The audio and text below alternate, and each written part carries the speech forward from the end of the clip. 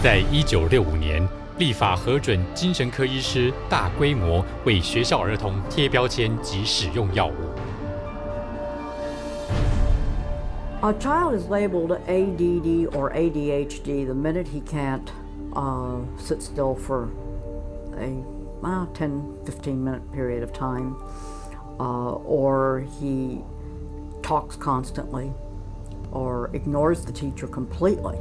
That will get him and earn him an ADD or ADHD label. 在1987年，注意力缺乏过动症的贴标签行动全面展开。一年内，有50万名美国儿童被诊断有过动症。到了1997年，数目已暴涨到440万人。此心理疾病似乎广泛的流行，大众因而感到紧张。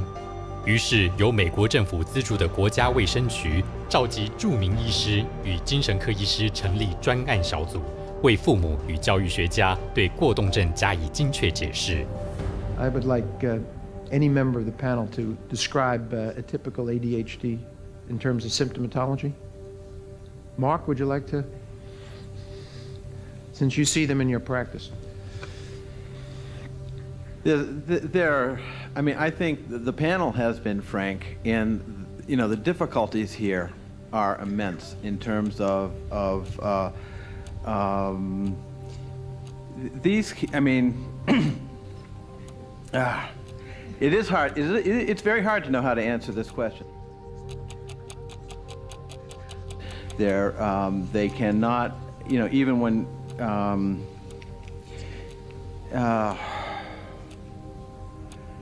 They are as if driven by a motive. There are some good clinical descriptions.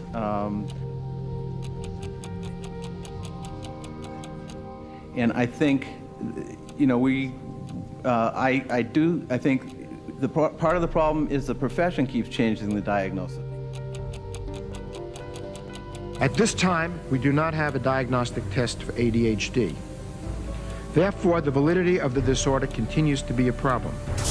但这吓人的坦诚，并未阻止学校的精神科医师。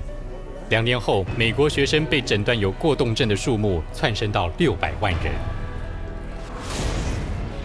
今日，全世界有2000万名儿童被标上某种的心理失调。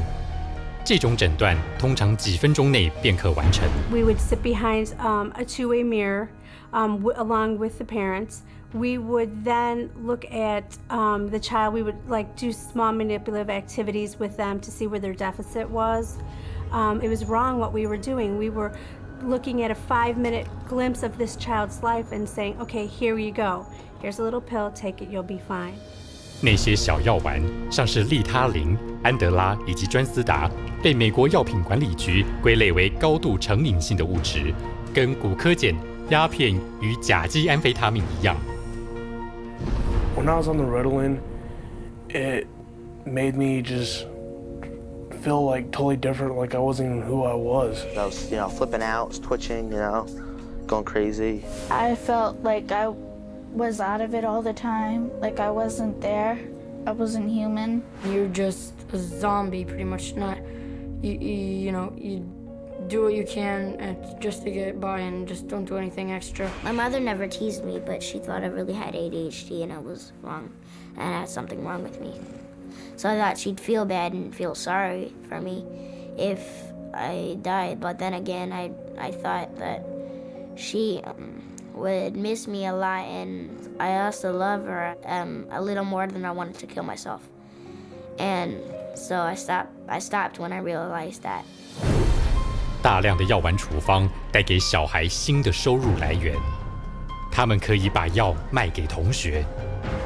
It's called kitty cocaine. They take the Ritalin and they just repackage it and they sell it on campus to the kids because it's like speed. I figured if I was gonna do drugs, I might as well make it worth it. And I ended up doing street drugs, and then I ended up getting into it really bad. We're looking at marijuana and other things as being gateway drugs. And actually, the so-called medications are a greater gateway drug. The Ritalin drugs are backfiring big time because if the child is already disruptive and he takes cocaine, he's going to be a lot more disruptive after he's taken it. It is not going to calm him down. Boom, she got on the drugs and her personality changed, her behaviors changed, they became erratic and dark and violent, and it was just a nightmare. He kept having adverse reactions, becoming very, very angry. He could not control his behavior, he couldn't control his temper. He was on 5 different psych meds, Prozac and lithium, and he was 7 years old. And he was unable to function. He would have rages and then crying and all kinds of just violent rages, grabbing knives and all of this. The list includes 15-year-old Kip Kinkle withdrawing from Prozac when he shot 22 classmates, killing 2 after murdering his mother and stepfather at his home in Springfield, Oregon.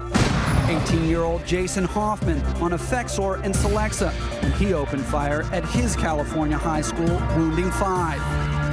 15-year-old Sean Cooper on a mix of antidepressants when he shot students in Idaho. And 17-year-old Eric Harris on Luvox when he and partner Dylan Klebold killed 12 classmates and a teacher in the bloodiest school massacre yet, Columbine. 这些是孩童上学的目的蒙上阴影，他们是来接受教育的。自1970年以来，美国在全球的教育排名从第9名掉到了第26名。在这段时间内，美国学童被标上学习、行为及心理失调的数目暴涨，而且过动症药物的销售量增加了118倍。Children don't ask for psychiatric drugs. Children don't ask to be diagnosed. They don't want to be called crazy. So you ask the classic Roman question, legal question, cui bono, who benefits?